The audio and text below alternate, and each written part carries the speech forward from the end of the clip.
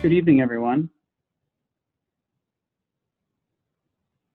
My name is Joseph Adetori Jr. I'm an architect with the Department of Public Works, and this is community meeting number 4 for the Cowley Goettman Park Master Planning.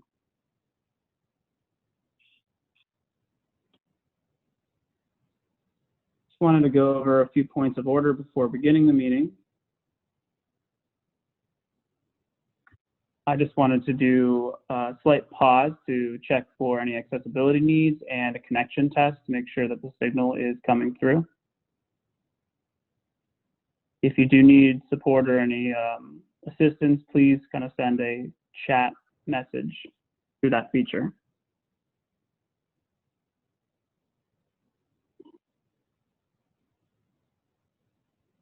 If you haven't already done so, please turn off your microphone and your camera. The City of Pittsburgh will be providing an interpreter, and there should be a feature for you guys to pull that up if you so desire.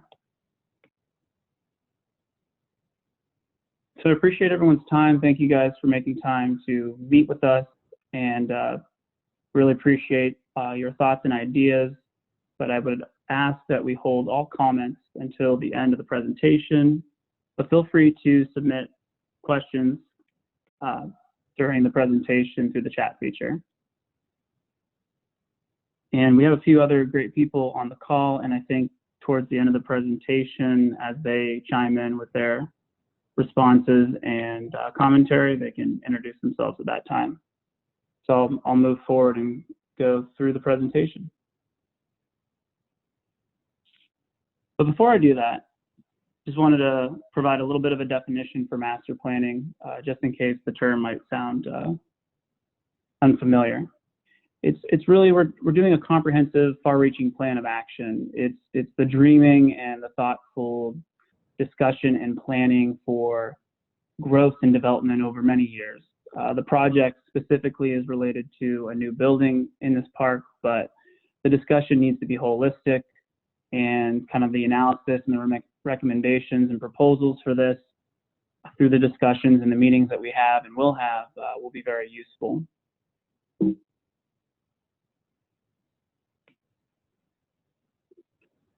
So this will be our area of study for this evening. We're going to talk about the past, the present, and the future. I'll cover some brief history of the site and the existing conditions of the park and building. If you've joined us, hopefully for some previous meetings and previous discussions, this will be familiar and it should be a good overview.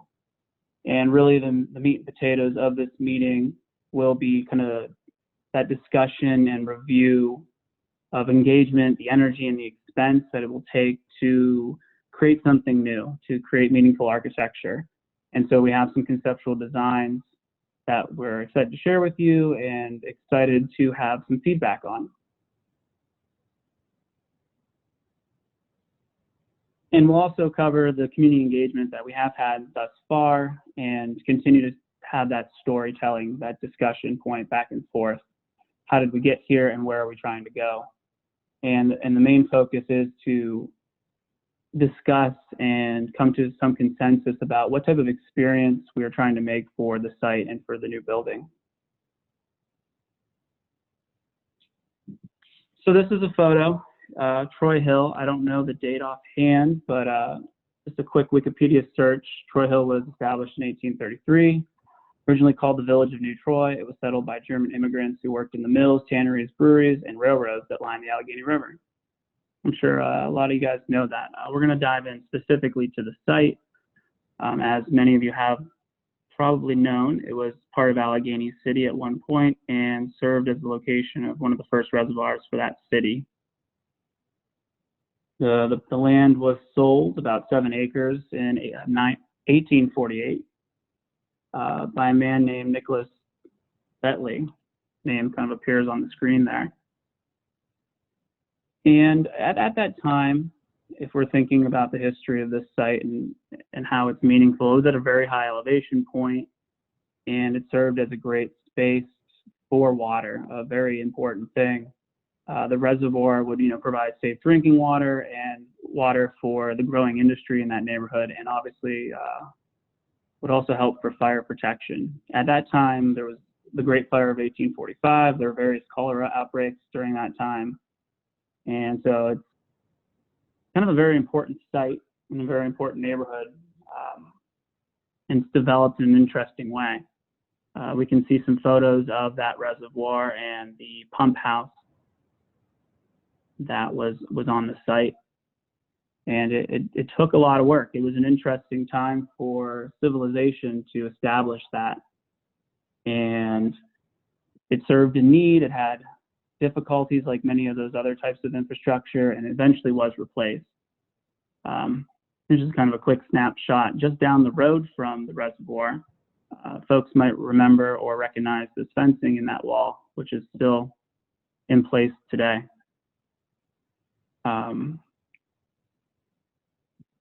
So after it was a reservoir, it did develop into a public asset, a recreation space, a natural space. And so the naming of that, I wanted to dive in quickly about that. Cowley, Goettman, two very interesting individuals living in Pittsburgh at the time.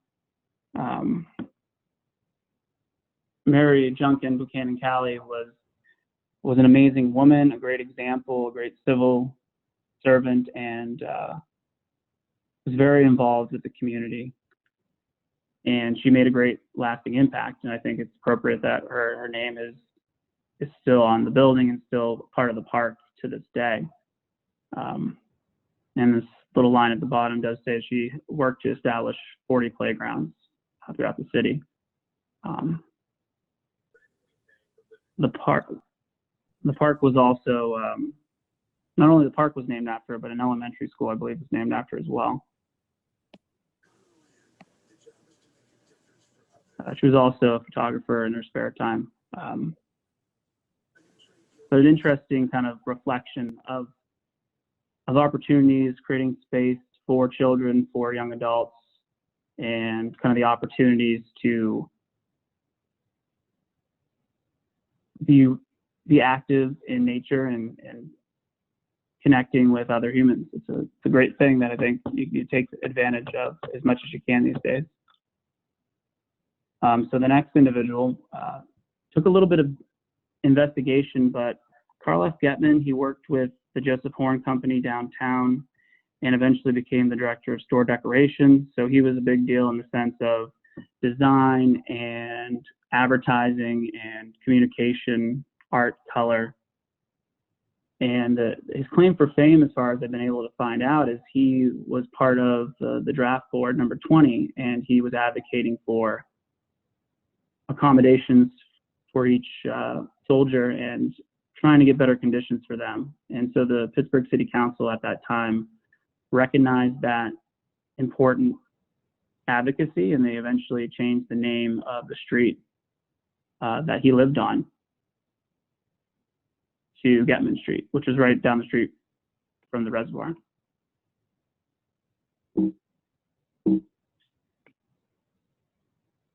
that's just a quick example, a quote that he had created at the 1921 convention, the International Association of Displaymen. So those parallels, I think, ring true today about invoking emotion, creating a sense of action, and being thoughtful about how you create things. I think that can apply to architecture as well as advertising and window design. So around 1919, it eventually stopped being a reservoir and became a swimming pool, great asset. And here's just kind of a few photos of that development. And so we kind of move into the section of doing a quick overview of the existing building as it stands today. This is a construction photo from 1939. Kind of an interesting shot of the structure in a moment in time where they're still using the baseball field in the distance. So as we previously discussed at a few other meetings, the building was built in 1939, renovated a few times, and was closed in 2003, and has fallen into a state of disrepair. Various systems and pieces and parts have deteriorated, and there's a significant amount of hazardous materials present. And then just functionally on the site, it does kind of create this large obstacle that blocks your view in and around what would be a charming green space. And here's just kind of a few glimpses of the interior.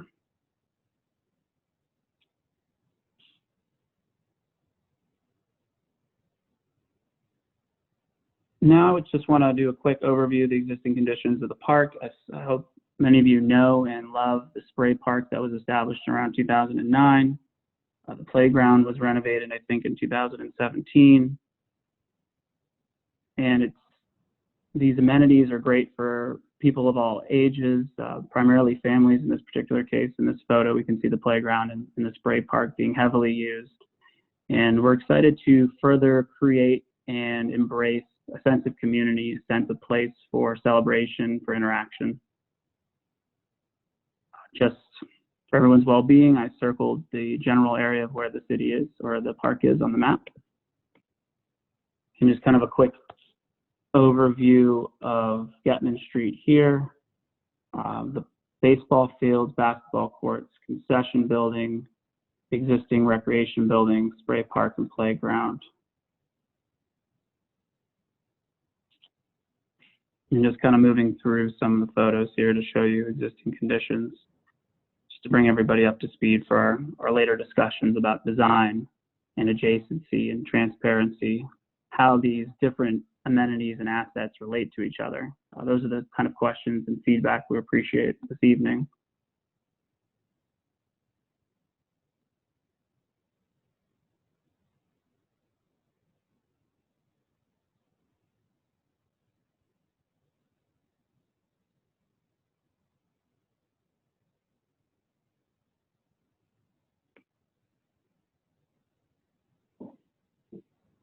Community engagement took place a few different times in a few different ways over the last couple of years. In 2018, we met in November, and we looked at kind of a general overview of ideas of what your neighborhood, what your community really thought could happen on the site. There were a lot of daring dreams and big ideas, and it was just a great exercise, a great way to get to know each other. And we kind of continued that. We talked about the existing conditions in April of 2019, and then our last community meeting was September 25th. And in that meeting, we looked at some very, very conceptual ideas, and we talked about programming, what this type of building could be or should be. And that community survey also kind of helped distill that information for us. And so here we are, October 28th, 2020, where I think we're ready to talk about a conceptual design, two conceptual designs that meet the need of the city, to meet the need of the department, meet the need of you guys, the community, the folks that'll be visiting and using that space and that park for years to come.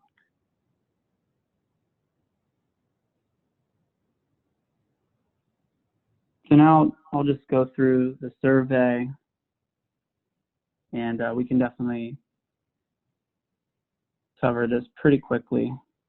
But here's just kind of the overview, the sense that we got from that community survey that was issued last November through December 2019. Just over half of the survey respondents and takers were students, which creates an interesting result of excitement and positivity, I think. There was a lot of excitement about pretty much everything, and I think as we move forward in the process, we will define that a little bit better for ourselves. But the takeaway was a sense of place, a sense of community, green space, a place for passive and active recreation, and something that can become a destination for the community, for the neighborhood, for the city. So just some general questions about, a lot of people that took the survey live or play near the park, which would make sense. A lot of people do walk to the park, but street parking is definitely be something we'll have to look at a little bit closer.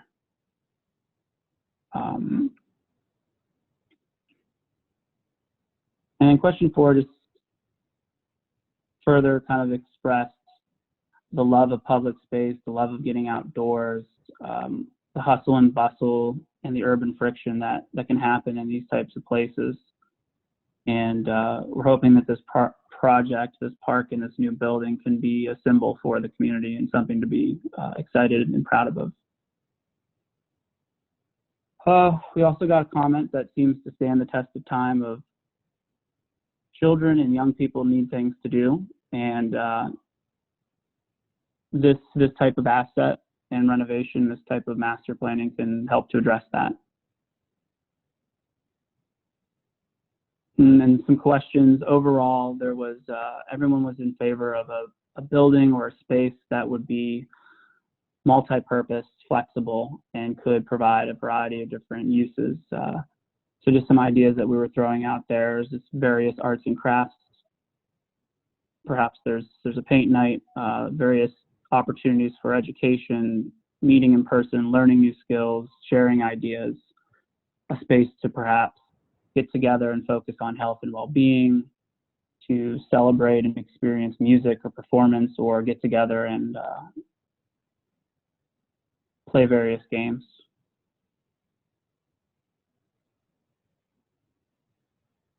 There's also some enthusiasm about making a space that would be used for recreation indoors.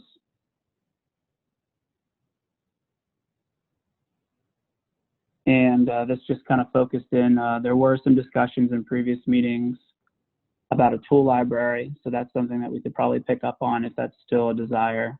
But overall, there was favorability for various community meetings and community events and celebrations. And this is just a photo of the roving art cart, and the next few questions remaining kind of focus on things outside of the building. I think they're very important for us to reassure ourselves and think about, but they will come most likely in a later phase of development over time, over a period of time. So this question was, what type of outdoor sports and recreation activities would you prefer to hold within the park? A lot of positivity across the board. I think the ones that stuck out to us were the idea of having some passive walking trails, and it seems like a lot of these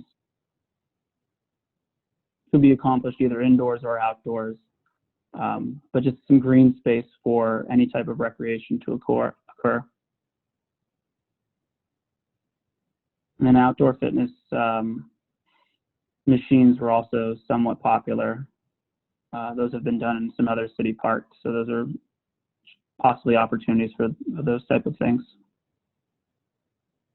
And then question 9, this will be split into 2 parts. These are just more amenities or events in the park space itself. I know a lot of the children, overall people were excited to have a working drinking fountain, which I don't think is a current asset. Definitely would do that in a redesign or an improvement to the park. And we'll definitely look at food truck parking, grilling stations, and other amenities as needed or as desired.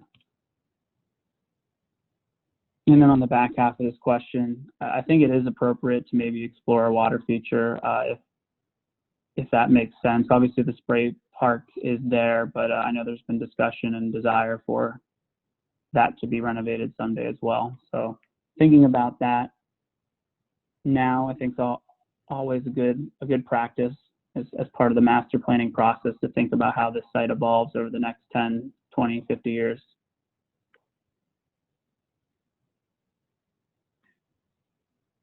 And just so kind of moving through this, some other comments, what about space for passive recreation, gardens, benches, grills? This individual just wanted to focus on that a lot of the space right now is dedicated to active play. So kind of balancing that out, understanding what assets are nearby and how we can make a holistic park space and holistic system of parks. So this is just kind of a quick collection of thoughts, obviously dedicating ourselves to creating meaningful public space and embracing the community's past, present, and future. Kind of considering this community engagement process as a key part of the discussion, a key part of the conversation, and kind of moving through that with obstacles and opportunities as it relates to funding and feasibility.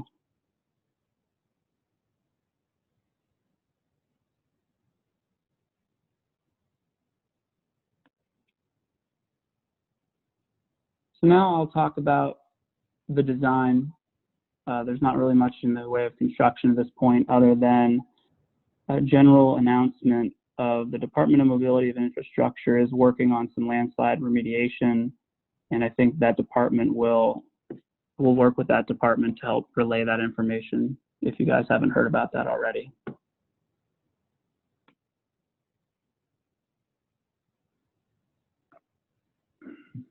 So these are things that I think we need to consider. What type of experience should be created for this site, and what type of character should the building and the landscape be? You know, how should they relate to each other? How should one thing relate to the other? How do you move through the space? How do you see it? Does the design, you know, benefit everyone? And then I think specifically tonight, I'd like us to talk about our preference for a building location on the site and just kind of reaffirm the flexibility and the adjacency that is desired. And so I think that our presentation and our two ideas really focus on some park experiences. They both have pros and cons, and I think we should discuss those together and kind of talk about long-term visions for improving existing amenities such as the baseball field, the basketball courts, spray park, and playground, and how those relate to a new building.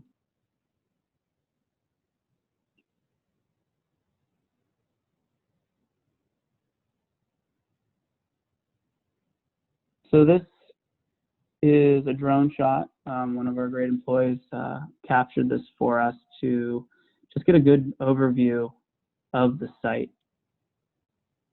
So right now we can work left to right. I believe that's west to east on the page. We've got our baseball fields, 2 baseball fields, decent size, not large or regulation by any means, but I think we get a lot of young athletes out there. 2 basketball courts. It seems like half of that lower basketball court is encroaching on what seems to be space for baseball activities. There's a concession building with a couple bathrooms, the old existing recreation center, playground, spray park, and some green space and trails along the back of the site towards the other side of the hill.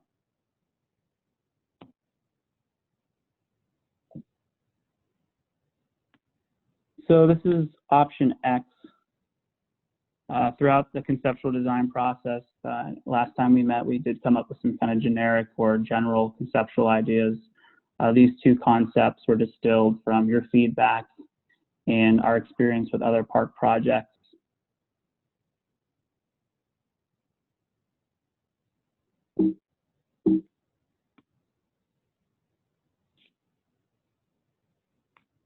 So this concept would propose a building on the front corner of the site, oriented differently than the existing building to create openness as you come upon the park. You'd be able to see into the park, across the space, into the basketball courts, down into the spray park. This building would be located at street level. It would preserve that intimate alley on the right side of the page back towards the playground. We would have to perhaps encroach on some of the existing playground structure with the desire or the reaction of creating playground space at the spray park level. And we've seen that successfully done, I believe, in Mellon Park and elsewhere where there is a benefit to having that adjacency.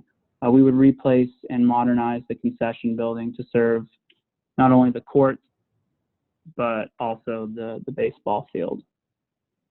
I'll move into the floor plan and kind of the meat and potatoes of the building. And this is conceptual at this point. The discussion really wants to focus on either building here or building in another location. Discussions and refinement of hardscape, soft space, green space, places to sit, bleacher locations, and things of that nature can be further refined once we kind of make a determination of building location.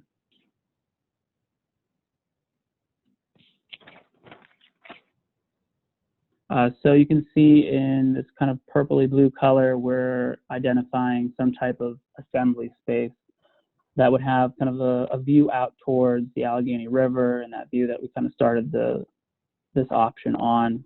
That would have views across this upper lawn area, and have kind of a single corridor that would provide access to restrooms, office, mechanical space, storage, a kitchenette, and possibly have kind of a porch-like feel. So you would walk along the building and then down a series of sloped sidewalks into this Spray Park Plaza.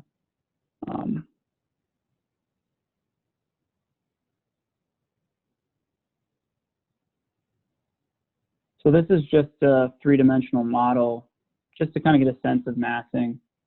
Doesn't necessarily look like this in the end, but just to get a sense of scale, a one-story building, kind of a quaint building with a focused and upfront assembly space right off of the road, and then support space towards the back of the site. So just another view of that here down at the bottom of the screen is the site section through that, showing how you go from Goettman Street across or along the side of the building and kind of step down into the Spray Park level. And so this kind of creates an opportunity perhaps for an amphitheater of sorts. It's another space for outdoor performance or outdoor exercise, what have you. And this kind of shade of purple would be envisioned as that additional playground space, additional play space. And so this is option Y. It proposes a building that would be located not on the street level, but at the level of the Spray Park. So physically, I can't show you that because it's not feasible right now. But showing you this to see, a building would be located kind of at this back corner. You would be able to see across the Spray Park, across to the playground. And that's how this configuration would look. The building would be a little bit of a distance from Goettman Street. The concession building would still be pursued. In this particular render, we're showing two assembly spaces. It might just need to be one. I think that discussion is also warranted to right size those two public spaces for you guys. So the building would be accessed down this sloped promenade. We can kind of define that as a nicely done urban park experience. Some trees, some benches along this, some bushes, what have you. Proposing right now to relocate and create one regulation high school size basketball court that would be also at the Spray Park level. So in this rendition, we're thinking a couple of these main assets all on one level. And that would just leave the playground and the baseball field in the concession building kind of up at a higher level. And you can see here, just right now, proposing kind of a north lawn and upper green that would be at the same level as the concession building in the street. So there'd be this street level park and then Spray Park Plaza level. And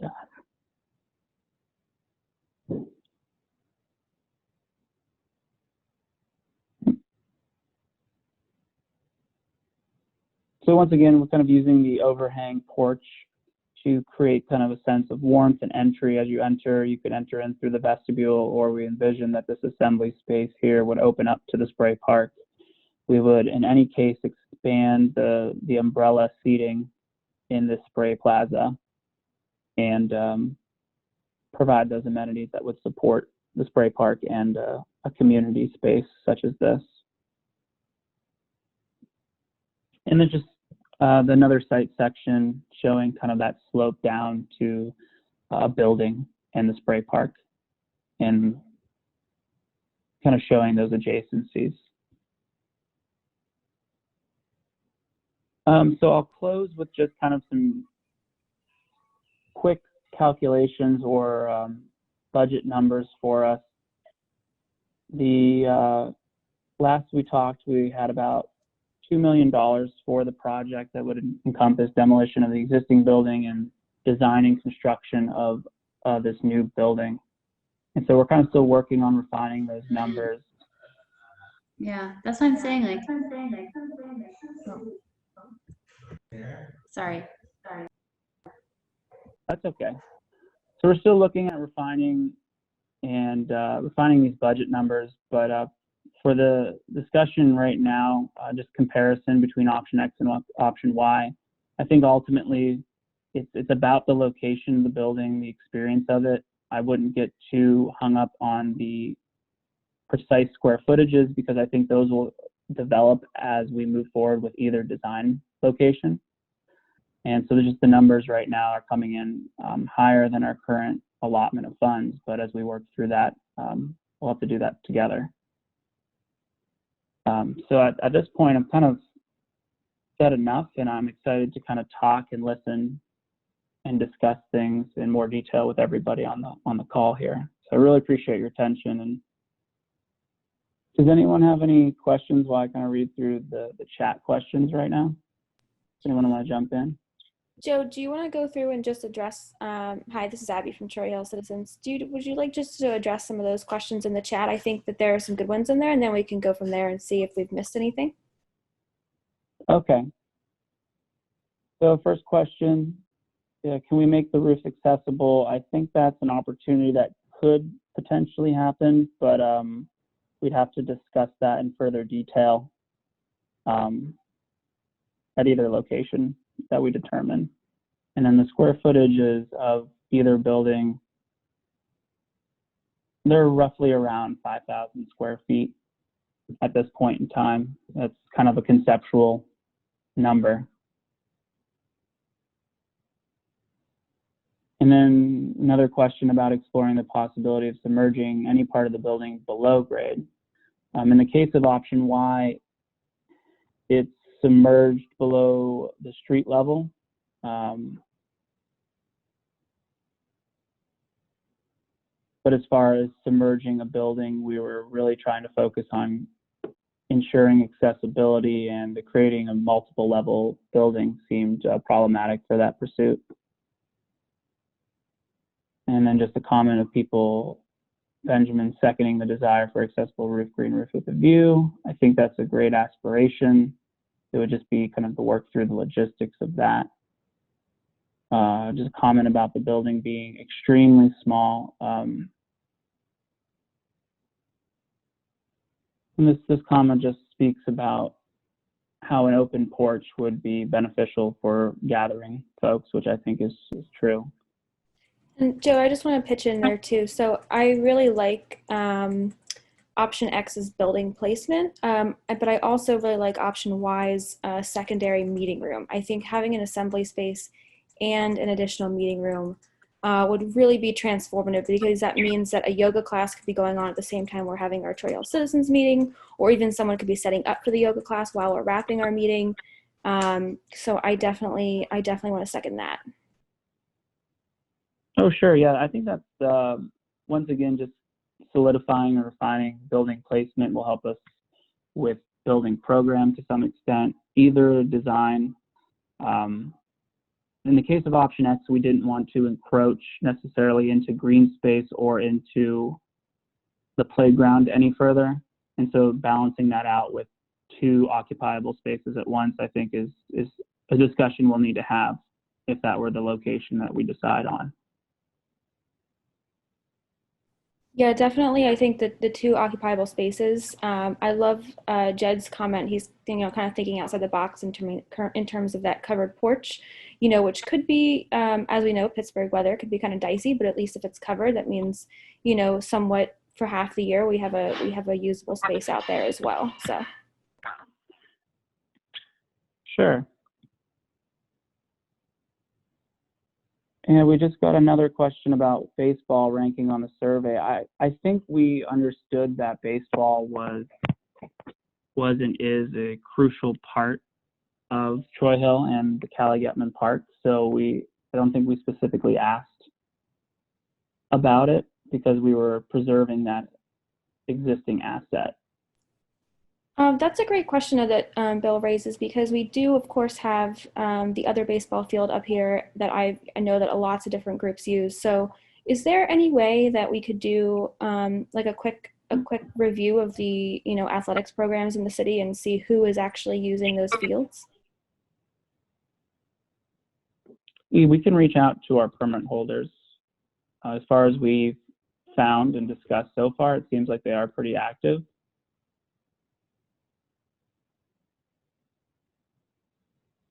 Yeah, I think just to continue that baseball point a little bit further, because we do already have another field in a different location in Troy Hill, the idea of, I don't know how often those two fields are occupied at Cowley Goettman on the same evening, for instance, if they're back-to-back games, but it seems, not that I want to take away a baseball field, but it does seem like a little overkill if you can't use, you can't use both fields at the same time. So I think that could be something to consider.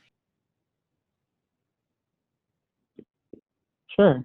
Yeah, I think right now the field closest to the street is not by any means regulation. And I think the other one perhaps was developed for smaller and younger children. But I think that is a valid discussion point as we move forward. Could you verify if they are regulation? I honestly don't know much about that, but I think that would be a helpful point to know, what might actually be useful to different athletic groups. I think, if memory serves me right, they're at least 50 to 100 feet shorter than they would need to be for, I think, adults and high school aged. They're right around the regulation for the younger leagues. Just like a quick measurement on Google Maps. Okay, and then I have some other questions of the survey, but if you want, you can keep going and we can circle back to me.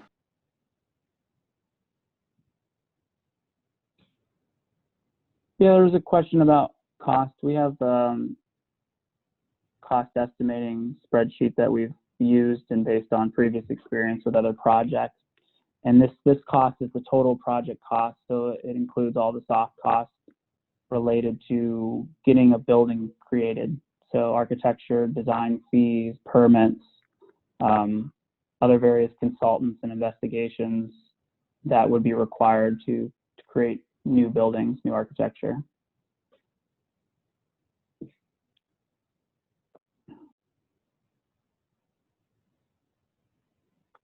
Just another comment about a two-level discussion. Take advantage of the slope in the site.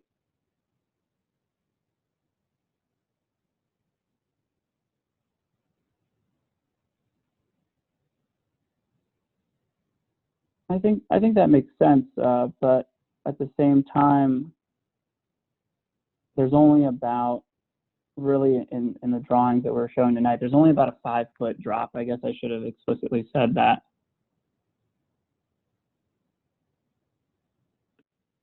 And in the case of either scheme, here we have a 5-foot drop from the street level to the street level to the spray park level. And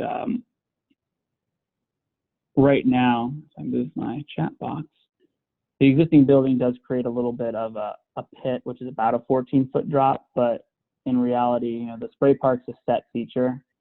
And so it's really a discussion point of 5 feet between pretty much every other asset and the spray park. So I think that's option X takes the position that just because the spray park was built at the pool level,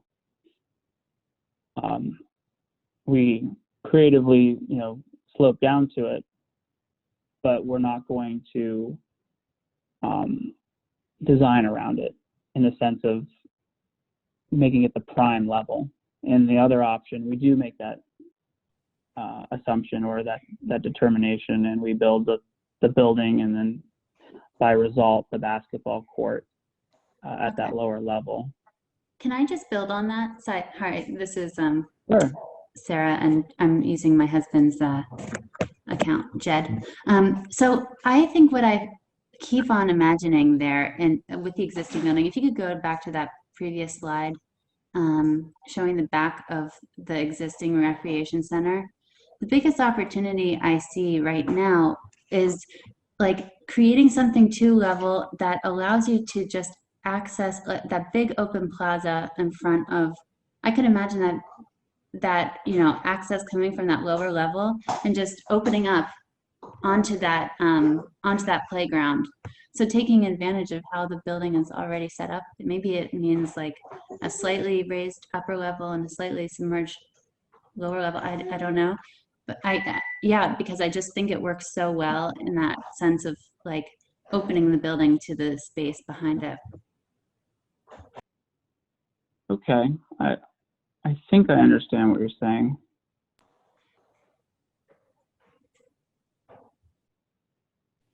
I just wanted to pitch in too. I second the idea. I think Sarah has a good idea. I know that we discussed, kind of where the building has been sitting, and I see that Penny has commented as well, like, why can't the building be where it is now? I know that, kind of using that already sunken area somehow. I don't know if that could be worked into option X, in which you kind of use that sunken area in the front part so you can get that additional meeting space downstairs, but then you still have that kind of open feel from the street. Because I do think, Cowley, the current brick building comes right up to the sidewalk and there's not a lot of area there. It would be great if it did feel a little more open. So I'm wondering if we can have kind of, a mix of these, of the original footprint, that just that one corner where we can capture that sunken part and get that extra meeting room, and then have kind of that extension so that it really feels, you do have that lawn space, which I could totally see us having, Shakespeare in the Park, or other performances or bands or something out there. Like, I think that's still really valuable space. So I really like that idea, though, of kind of taking advantage of that. Okay. Yeah, I just to kind of build on that. The assembly space as drawn right now is about 25 by 50, and we can refine what that is. I know in another project that we've done, we're looking at creating a dividing wall so that the space could become two smaller spaces. I think that's an approach in this scheme, or we could refine and add another space along the length of the building. Yeah, I would look at the other space along the length. I feel like dividing that assembly, room is not the best solution for that. But I think that there's definitely some options there. It's hard because the building, it's hard. I know it's not as narrow as it's looking on the slide, but it does feel a little, narrow at this moment. So.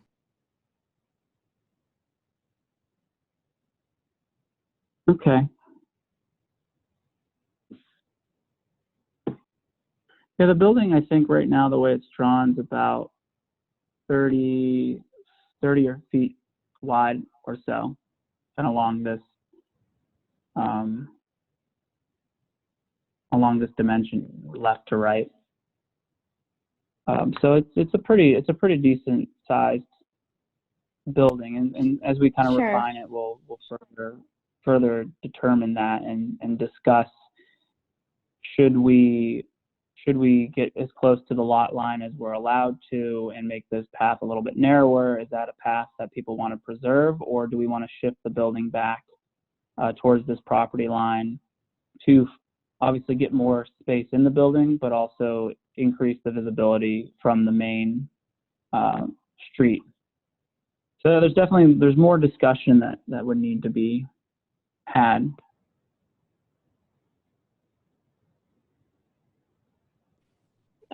Yeah, that's very interesting. I also just noticing in the chat as well, it would be great. I see that Leah had mentioned that slides will be sent to all participants after. I think that would be super helpful because it's kind of hard, flipping through these without kind of taking the time to study them. And I see the email address in there for sending comments, which is great. Pat Campbell asked about he's one of our board members. He asked about the Blue Assembly building. Can you go back to the slide that says how many people are in each of those buildings? Yeah, perfect.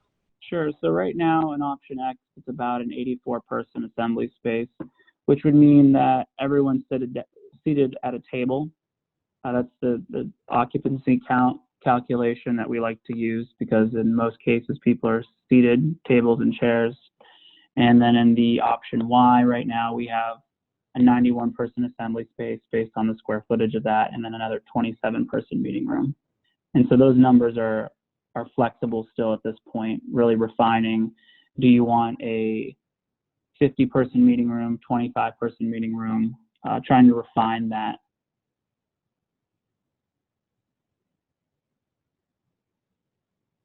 That is a good question. I think right now that's kind of the target range of, if there's an indoor-outdoor space that's created, obviously that number would go up if there's outdoor seating. But and I think the goal would be to make this a 4-season building that you guys would be able to use it all year round. And it would, For sure. Yeah, and that's why I feel pretty strongly about even a very small second meeting room. And I mean, because I do sort of, and I don't want to speak for everybody. I think everybody can pitch in about which option, they like. But I do lean towards option X with some modifications, of course, and some further research, on the project as a whole. But I really, really think that second, even if it's a very small, separate meeting room, would be just a huge, huge asset. Sure. And I'll address just the questions, because it's kind of like, I want to make sure that we get to all of them. That there will be some additional information as we move forward on the cost breakdown. At this point, I didn't want to provide it because I didn't want to necessarily get too lost in the details of that. But it is broken down internally, and we are going to refine that as we move forward and share that share that with you guys again. So just a comment about seniors. I'll go back to the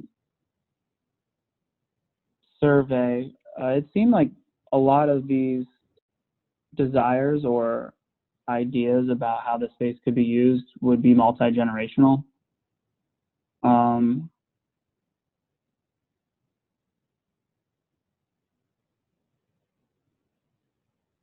And kind of the idea of creating a space that's flexible and creating opportunities for Parks and Rec to visit this building, or other community groups to have arts and crafts, which I think is a multi-generational event.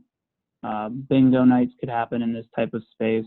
Pretty much, we're hopefully going to create a space that is flexible for the variety of needs. I also think just one comment about the survey, and this is just something that I'd like to kind of ask about in general. So I know that the city thoughtfully surveyed our neighbors at Provident Charter School and those families, but I do think that, because of that population, we do have a large senior population in Troy Hill that is not as, readily accessible to things like online surveys, and that's a little bit more difficult for them to fill out. So I just want to call out that I think that it is important to recognize that senior piece, even though they're not as represented in the survey. I think that student piece with Provident, with the 200 some responses, is might be kind of swaying or skewing some of the results a little bit. I'm just a little concerned about that. Sure.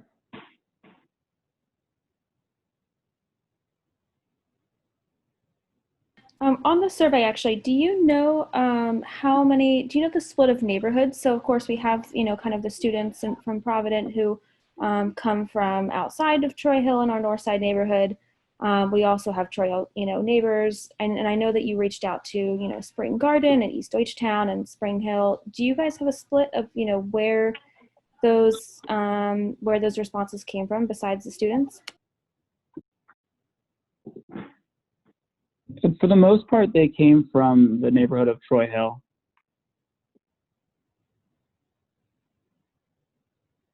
Okay, so a majority was from Troy Hill. Yes. We submitted this within, I think, a 10-minute walk shed of the park, or at least we mailed surveys, and then I know anyone that came to previous meetings, the survey was submitted to them.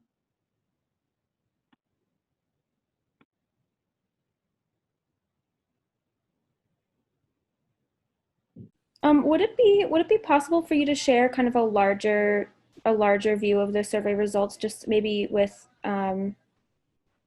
Trail Citizens Board, or just we can circulate it to the neighbors if we want to as well. I'm just curious to see what some of the other comments that came through. Yeah, sure. I have PDFs that have not only the responses of what box they checked, but also comments, and I can share that information as well. Okay, great. That'd be awesome.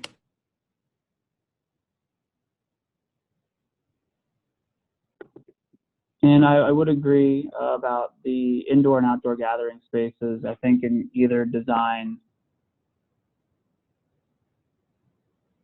that there could be independent or concurrent activities in either, the outdoor green space. Perhaps this is developed as a hardscape plaza with tables and chairs, or, we would increase the umbrella seating out here at the spray park level. With that, actually, Sarah's comment about the indoor-outdoor space, does that assembly room like open into that upper lawn on that patio? Is that on the same level, or is it only on the level? Okay. Yeah, so just to kind of walk us through this again, everyone can see my screen. I think the zoomed-in floor plan finally loaded. Everything would be at the same level, except this lower lawn would sink down. So the way this is conceptually designed right now is we could see some forum steps that would step down into this lower lawn, creating an amphitheater. This sloped sidewalk would be kind of the backdrop to that space. And then people could move across this lawn down to this corner, and then finally down another sloped sidewalk into the lower play area. So in this scheme, there are the street level, which is the level of the playground and the building and the rest of the park, and there's the spray park level. Those are the two main levels, and then potentially we could develop this as kind of a mid-level that kind of allows cross traffic.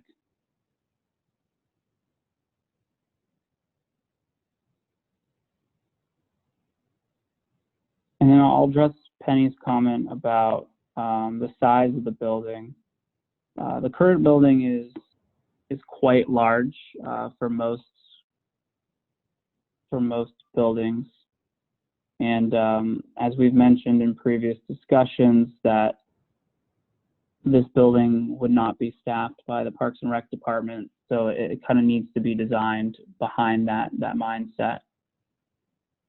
Creating a space that is flexible and would have enough independent spaces that the community would utilize it and enjoy it, but it wouldn't have interior court space or anything of that nature that would require full-time staff. It's just not in the operating budget at this time.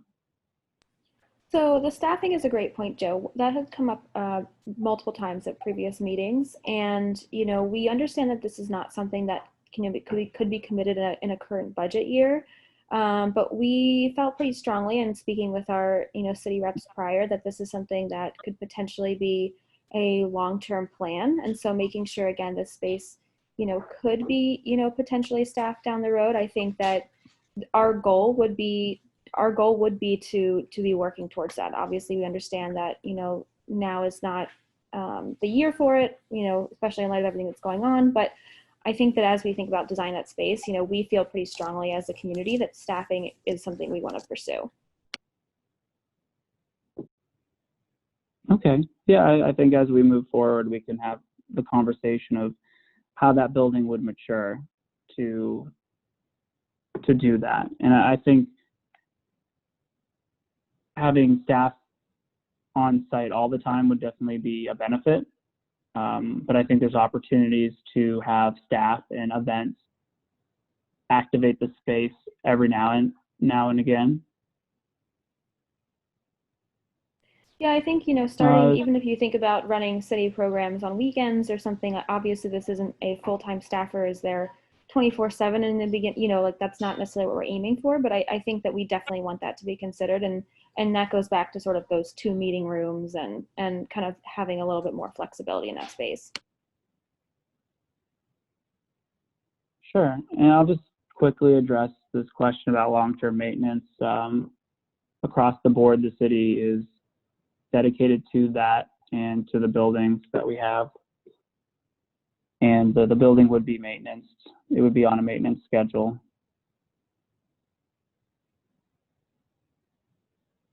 And I can't personally speak to any of the past neglect that has happened at this building. I've only been working with the city for about 2.5 years. But I will kind of ask the question, kind of getting back to this question of option Y versus option X, what people think about how they would engage the building if there was going to be an event, if there were going to be multiple events, how you thought that might benefit from being either at the spray park level or being closer to the street for drop off. I mean, my sense is that, the spray park, I mean, by its nature is outdoors, it's next to that play area, kids are kind of running back and forth, they're wet, they're in their bathing suits, they're outside, they're having a great time, there's that concrete pad, I don't necessarily see them, I see them as sort of outside in that space, and then I do see, the potential to be having, a community meeting, or again, a yoga class, or, a class for seniors, in that front space, and kind of having that be a little separate. I don't actually see the spray park. I mean, I don't know. I also have to admit that we don't have, my husband and I don't have children, so maybe I'm not thinking of it quite that way. But I sort of want to have that dual function, and making sure that option X, because of the alignment of the building, I think kind of lends itself to that a little more. But please, other people should feel free to speak up. I feel like I'm talking a lot. Sure.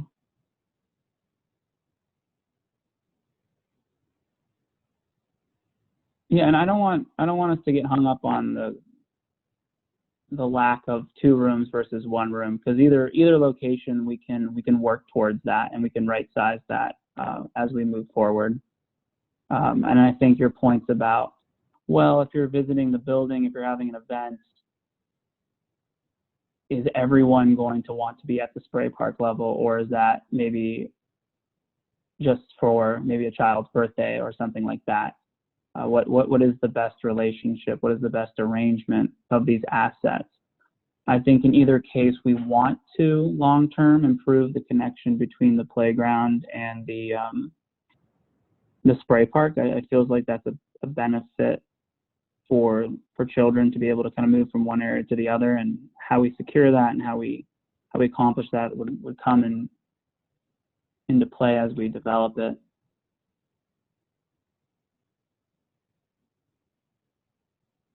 And yeah, the building would be reservable and put into the system that is used online for other rentable spaces throughout the city's portfolio. And I envision this, and we have to determine this with the Parks Department, but if the spray park would be open and there would be kind of an individual on site, the bathrooms for the building would be unlocked as part of that asset experience.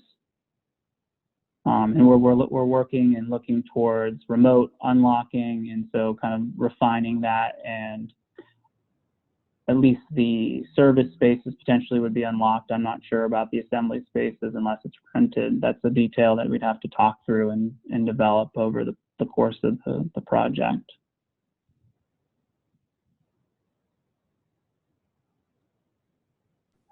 Does if someone outside of the neighborhood goes to reserve, I mean, do community events and such have priority in that system, or is it sort of, I mean, obviously we want it to be open to all, but if we have a standing meeting, for instance, how would that work?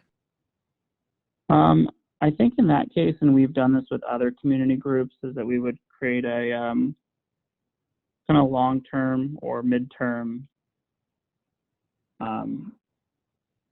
use agreement, and it would say that, oh, you're going to have your meeting every week or every month. And I think in most cases, a lot of the community groups get that at a very minimal cost, if at all.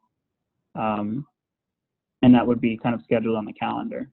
So yeah, you guys would have that ability to work towards that for various community groups that would want to habitually use the space. Okay. And then as far as getting a pickleball court, I think that's a point of discussion that we would have to determine.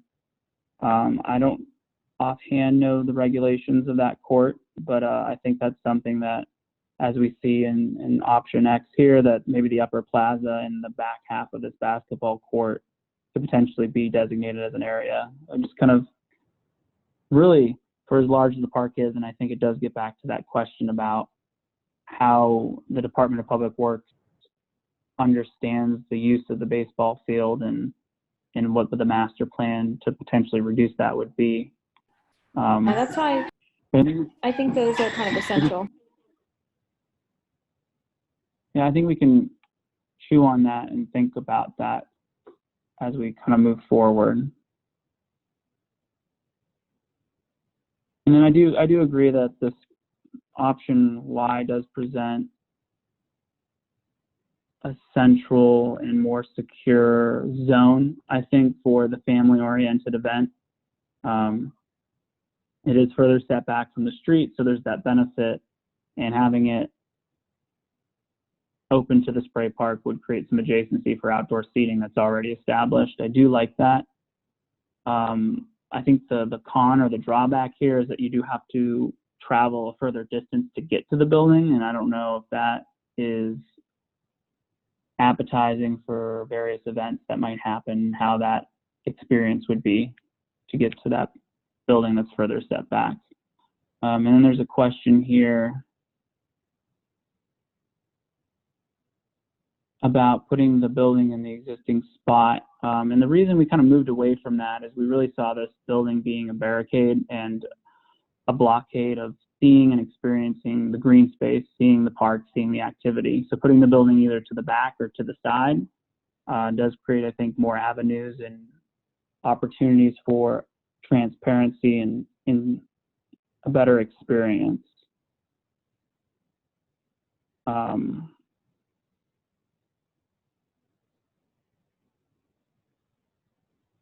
And then I'll have to follow up about the details of a community organization habitually using the space and how that fee would be broken down. I'm not completely familiar with that process.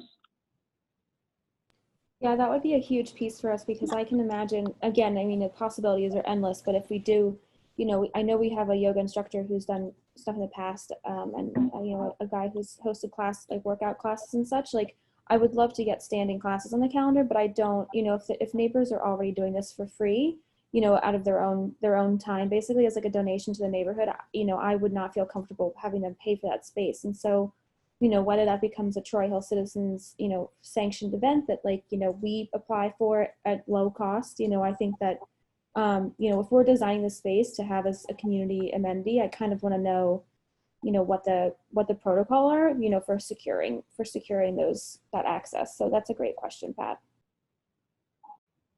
Okay, so I'm going to respond to, I guess, Benjamin's comments about the building being 2 floors.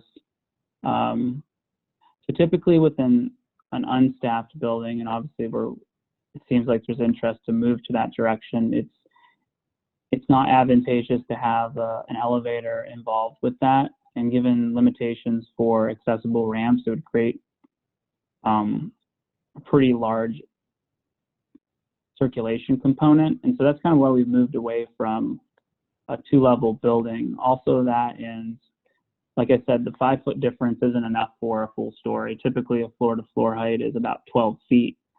And so kind of putting a building underground in any case on this site isn't really working out when you look at the grade changes. And then the question about parking for delivery, it would be along the street. We would potentially do a curb cutout and we'd redefine that street edge to provide kind of a loading or unloading zone for the building in either case.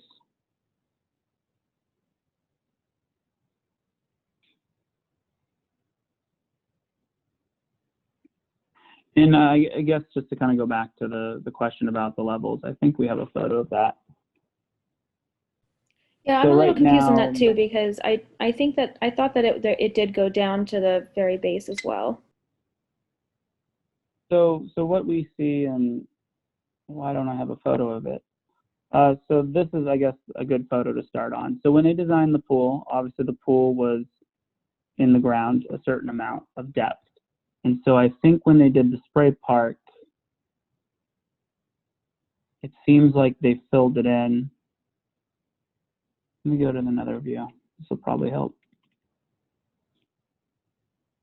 So there's a 3-story building on site right now. There's obviously the street level. And then on this side of the building on the left of our screen right now is a staircase that goes up to a 2nd level.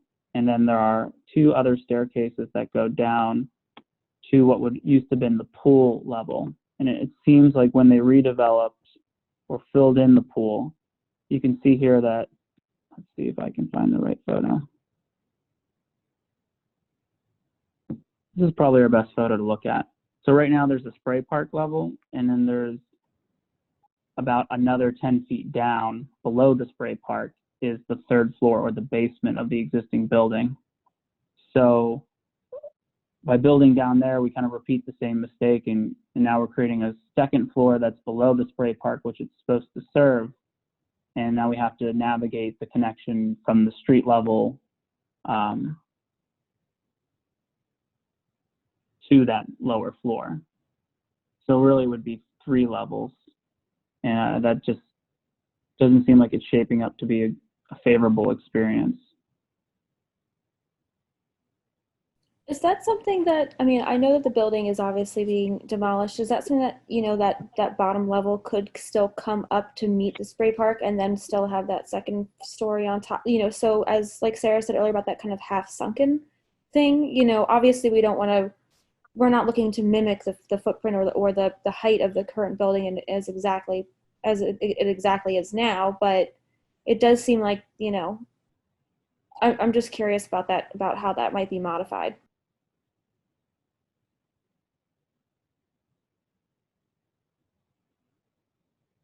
I think either way, any way you slice it, the spray park's kind of a fixed level, and so is the street. So if we were to put a building, let me go back to the,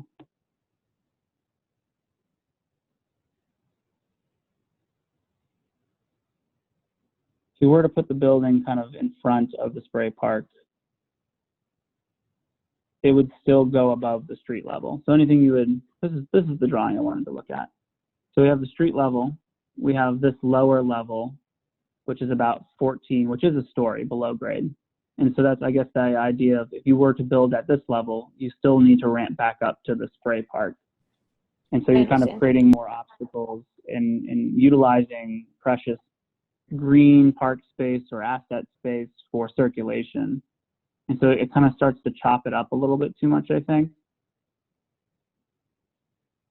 And I think we'd have a different discussion if the spray park was built at the old pool level. Right, then you wouldn't have to ramp back up from the original 1st floor in the original basement. Right. Configuration. And so I guess getting back to option X, and I think the long-term benefit of this one is we're making the decision now to say, you know what, spray park level, you're important, we love you, but every other asset is at street level. And so long-term, maybe in 10, 20 years, like, could there be a discussion to raise the spray park level? And then we don't have that conversation anymore. We have a whole single floored site. Obviously we'd have rolling hills and other, I think, vegetation to make it feel natural and not flat. But I think that's another benefit of this approach right now. Okay, I mean, that makes sense to me. The other thing I wanted to call out, so I know walking trails, you pointed out, ranked high on that survey. And I know that this is an important throughway, that the back half of this area is an important throughway for Troy Hill. And I also want to call out, I'm sure you probably know, but there's a pretty significant landslide back there. How is that factoring into this plan?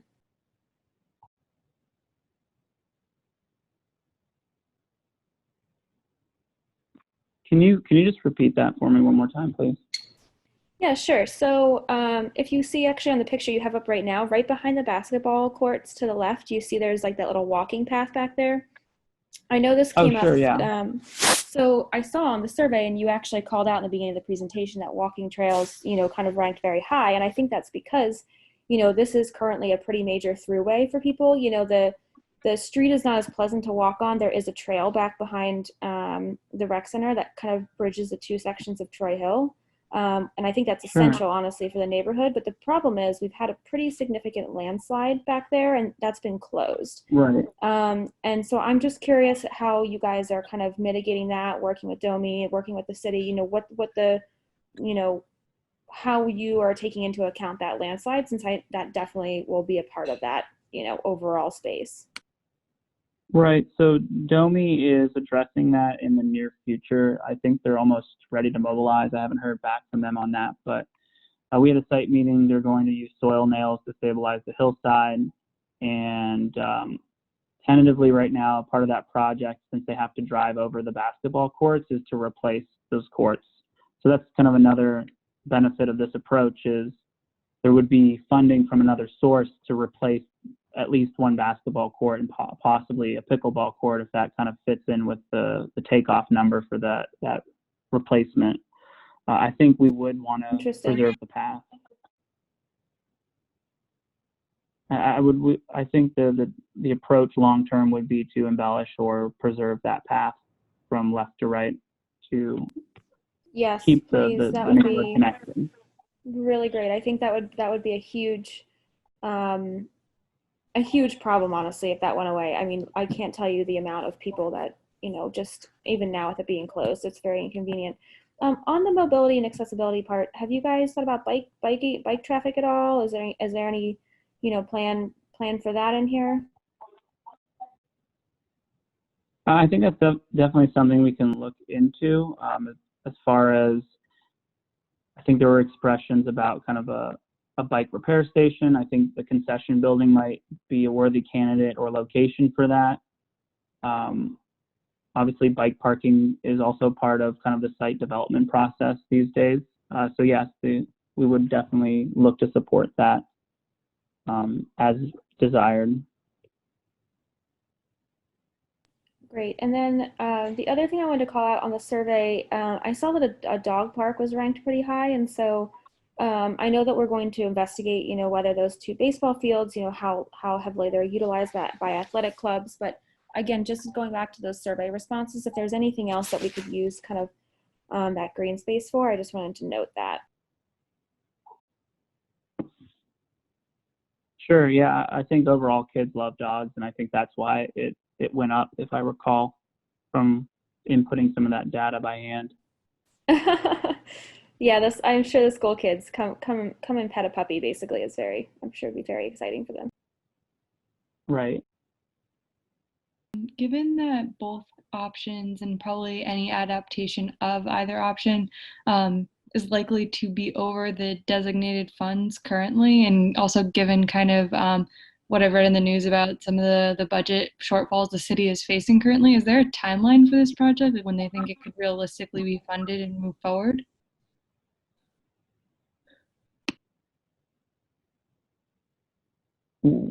I don't have an answer for that right now. So I guess the next steps for us to discuss, obviously, is to determine programming for the building, which I think we're very close to doing, about 2 well-sized, multiple functional spaces, and then kind of refine that budget number. And obviously, we would work to phase it over a period of years.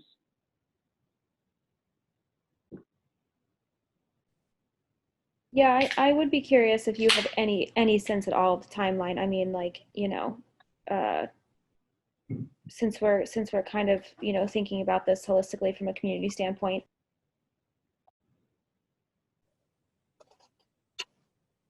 Hello, this is Chris Hornstein. I'm the Assistant Director of Public Works. Can everybody hear me? Yeah, we can hear you. All right, excellent. Yeah, I want to address that timeline. So the very next step that has to happen in kind of our development process would be, you know, we would need to enlist the services. Once we get consensus from the community as to, you know, the building location, the building programming, and some of these other programmatic park pieces that we're discussing, like, you know, the exact nature of the walking trail, pickleball courts, et cetera, once we have a reasonable consensus around that, our next logical step is to enlist the professional design services. From there, that process, soup to nuts, takes about a year, just because we want to be very thoughtful in what we're constructing, and it does require, you know, a significant amount of investigation. So I would say, you know, the earliest in terms of funding, we would make, you know, we would try to time a funding request. You know, we would try to be ahead of that. We would try to time a funding request for 2022 for additional funds that we would need. We'd need the professional design services to kind of help us figure out, you know, exactly how much money would be needed, and also, you know, how we would phase in this construction to, you know, minimize impact on the community as well, in terms of like utilizing the spray park, utilizing the playground, utilizing the ball fields, et cetera. So there's kind of a lot of details there. You know, so I would say my professional judgment would be the earliest that we would see any type of construction activity beginning would be 2022. And, you know, we would work with you all and the design professional to figure out like how that would get phased in. It's really hard to say right now. We're very much at what we would call like a conceptual stage. We're quickly approaching, I think, you know, this has been there's been some really great dialogue and great comments here. So I think we're quickly approaching, you know, what you all in the community are looking for. So that's certainly going to help inform us in the process. But that is the basic timeline. And I do want to note that, you know, for going out for professional services, we do have funding in hand. So that's something that once we have community consensus on, we can begin that process pretty quickly. Thanks, Chris. I thanks so appreciate much. that clarification. Hello? Hello, We can you can- we hear can- me? We can hear you. Yeah, I'm really disappointed. This is really upsetting me because I don't see, I see actually they're taking away from the playground area for the children instead of enlarging it. I keep asking why the building can't be put in the middle where it is now and maybe expand the play area for the kids. They're giving us 2 lawn areas and taking some of the kids' play area away. I don't understand how this is benefiting the kids of Troy Hill. I'm so upset. Penny, is that Penny? Yes, it's Penny. Joe, Penny, did you hear Joe's explanation earlier about why we talked about moving the building over to the side? But he didn't make any sense to that. No, I didn't understand it. Can he please explain why it can't be put where it's at and leave the kids' play area? Maybe we can expand our playground area for the kids later. Why would he do that and put that little box back there? That's terrible. It's small as it is now. Yeah, I can speak to that again. Thanks for your question and concern, Penny. So in this scheme right now, what we're looking at is creating a new play space at the lower spray park level. And that would kind of compensate for play structure that would be removed in this particular building scheme. And I think there's also an opportunity kind of at the back corner of this site to also turn the corner with the play area as we look to connect those spaces. And I think the green spaces would serve as kind of open recreation space for children. And the logic behind shifting the building either to the back or to the side would be to create better views and openness across the entire site. So you would have that kind of peace of mind and connection with what's going on around you. Right now, I think a lot of folks mentioned that if you're not familiar with the area, you didn't even know there was a spray park back there. The current I'm very building familiar with it. I swam in there when it was a swimming pool when I was a young girl, so I'm very familiar with the whole situation.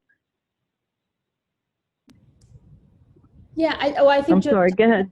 Other folks, so people that are new to But I'm saying, but coming to visit. we had this conversation up mostly name, and we told them about don't sit it back like that. We told them we didn't want that. We told them and I don't, and that putting the playground area down by the spray park, these children are getting wet, and then they go, by the time they get up there to the other playground area, they've dried off some, and there's less chances of injury. You put a playground area right next to the spray park, like where they can go wet and go right onto the climbing things. Do you know the dangers of these kids slipping? Joe, and maybe Chris can speak to that too. I think that play areas are pretty heavily regulated. There's a lot of requirements that keep those types of areas safe. So nothing would go in or be designed that would create that kind of hazard. I understand that, but I've been there with my grandchildren. I've seen children, and they're leaving the spray park wet, going up and playing on the areas. And when they're wet and they're running around on these little jungle gym things and stuff, they fall and get hurt. Now you're putting it right next to the spray park. And when we had that meeting, we've even talked about in the future maybe expanding the spray park because it's small. Like, so it just seems like they're taking away all the kids, and all they're worried about is giving an adult area to sit there and look at the environment. And I understand that, like, that's fine, but we have other places here on Troy Hill like that for them. And we need both. But if they want to run in the lawn, they can go in the field and the baseball fields and run. Sure. And Joe, can you the children? So the lower play area, can you just talk a little bit more about, I mean, are we talking open space? Are we talking structures? Are we talking expanded? We don't need more open space there. Can you just so I would think, what that's like Mellon, sure, like at Mellon Park, there are spray features right next to a play structure, and I haven't heard that those have been problematic. We do have a great landscape architect and design team that would make sure that that is designed to code and it would be safe. But right now, I think that would be the vision at this point. It's really just kind of obviously we're at the conceptual phase, so if that is not desired, if there's a great concern and a great probability of danger, we would move away from that. And then Penny, what did I think you? we need to. Oh, I'm sorry. Go ahead. Penny, what about Joe's proposal about expanding the play area into the green space behind the spray? Well, that's very small, and I don't know if that'll happen. I mean, because it's like a hillside, so I don't know. But I'm trying to increase where our kids can go. We need places up here for our kids. We have adults. Adults can get in a car and drive if they have to. Kids can't. They're stuck in their neighborhood.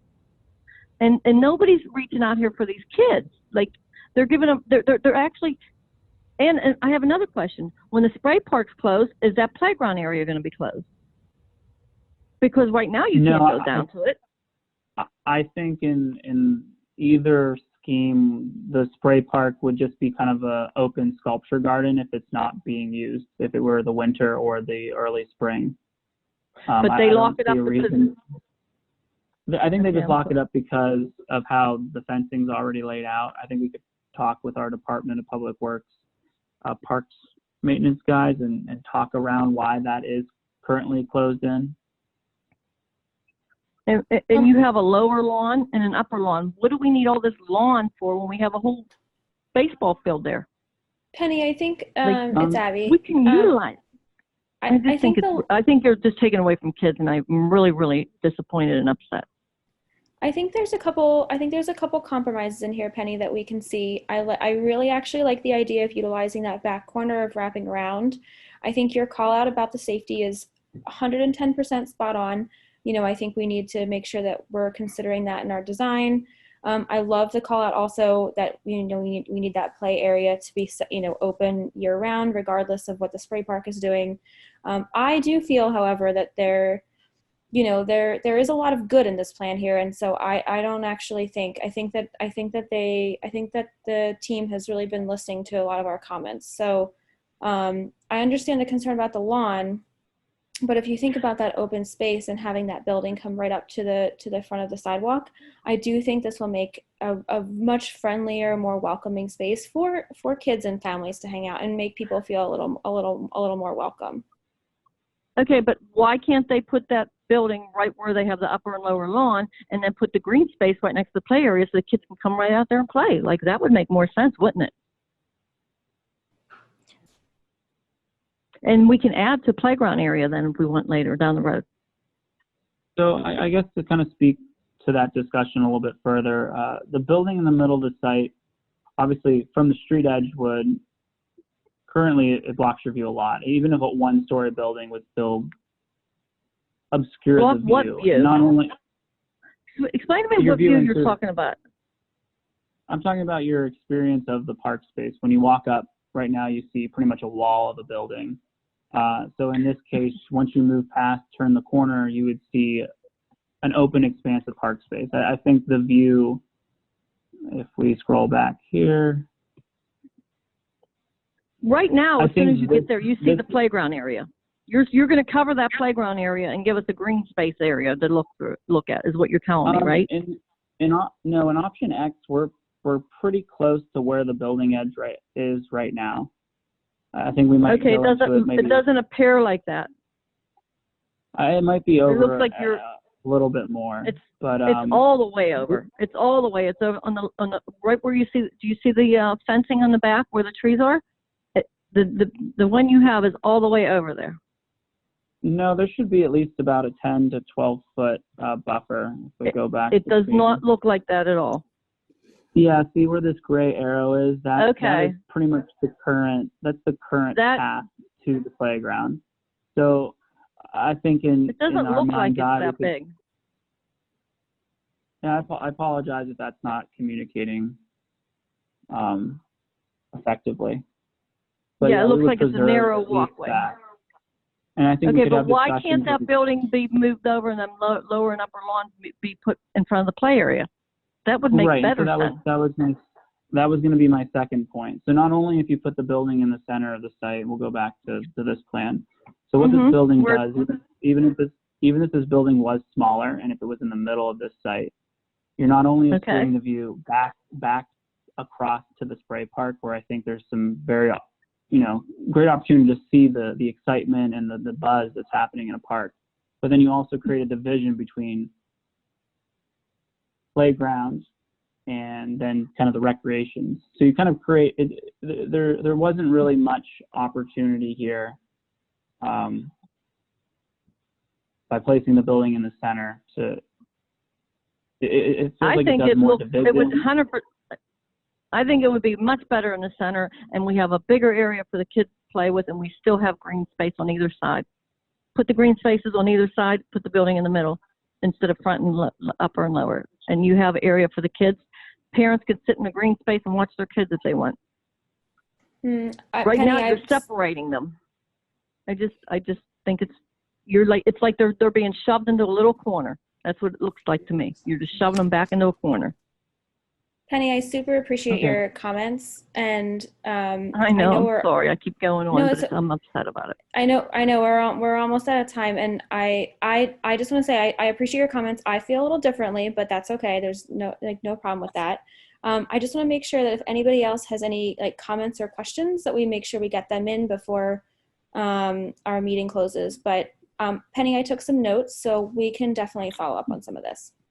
I'm sorry. I'm really upset about it. I stand up for children all the time. So, and I know what of course Cowley used to be, and I'd love to see it being utilized like that again. And it doesn't seem like that's the direction they're going here. So I'm sorry, but that's my opinion. And I have one more question. What is pickleball? What is pickleball? Pickleball is somewhere, I think, between like badminton and tennis on a smaller court, or maybe it's more like ping pong. It's like a small scale tennis. but it's very Okay. accessible and it's gaining a lot of popularity. Okay, I was just curious. We have one in Fineview. We just put one in Fineview Park if anybody is looking for a place to play. Maybe I'll check it out. Thanks I've for the never heads heard up. of it, so. I actually have one more question.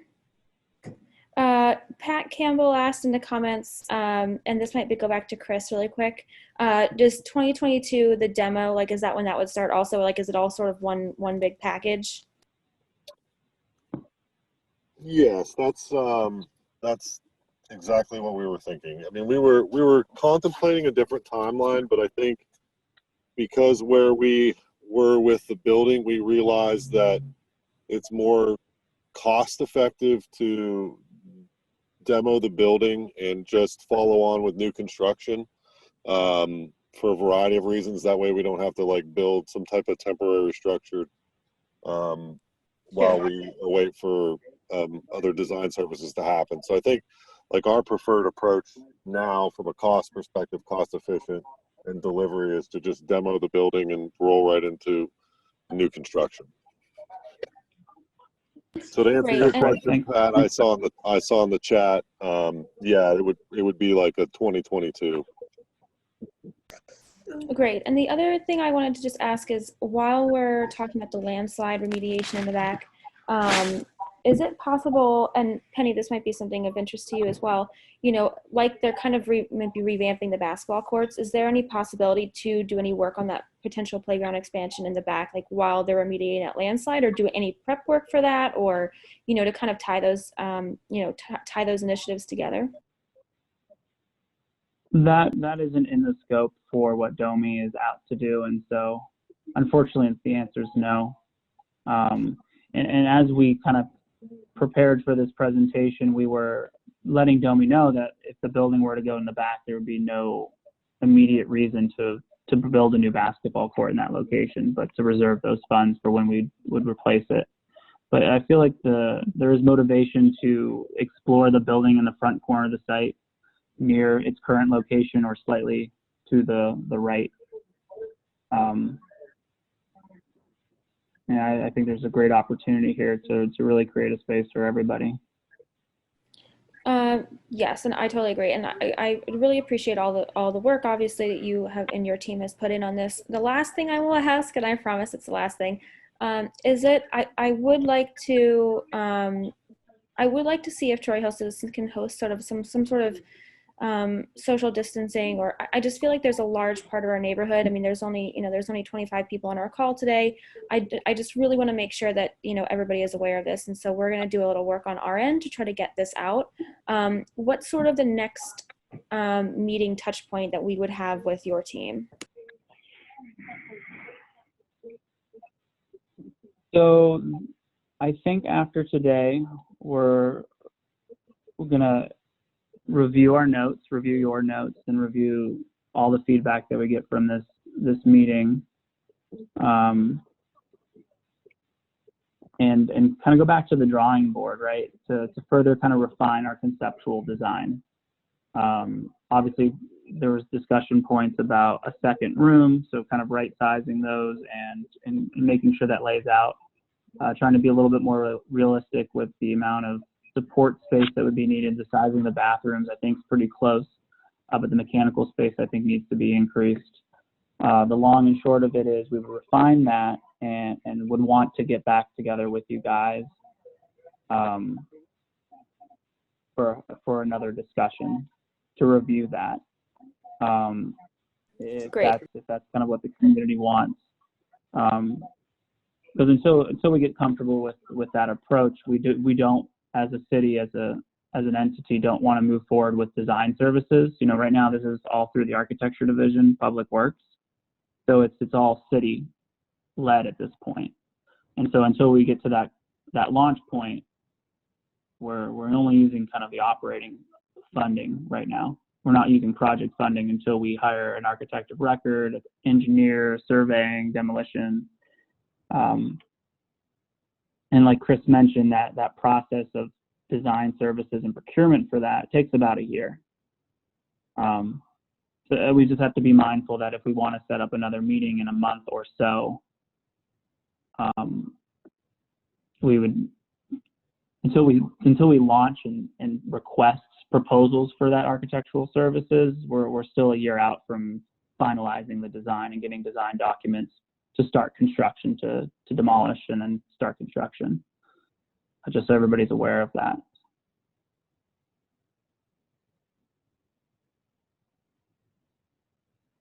So I Okay, think that's an appropriate next step. We just wanted to, refine and follow up. I know we've kind of, the whole pandemic business has really kind of rocked the boat a lot as far as where we wanted to chart our course. But I think we're at a good point. We've heard you, and we're excited to kind of further refine this idea.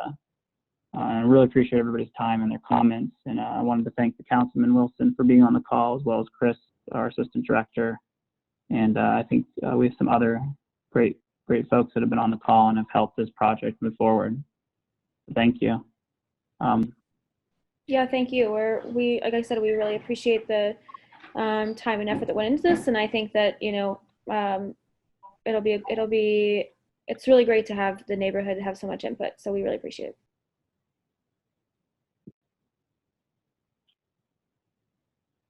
Does anyone have any other final remarks or from the city end before we close? I'd just like to say, thanks to Joe and Chris and his team. So I'm excited for those next steps. And Abby, if you could, invite me to any meeting that you may have, I want to follow up with this discussion so that I can be kept in the loop on all this. Sure, absolutely. All right, thanks. Yeah, thanks everyone for giving your comments. Well, thank you guys. I really appreciate your time, and we'll look forward to the next steps. Everybody have a great night and be safe.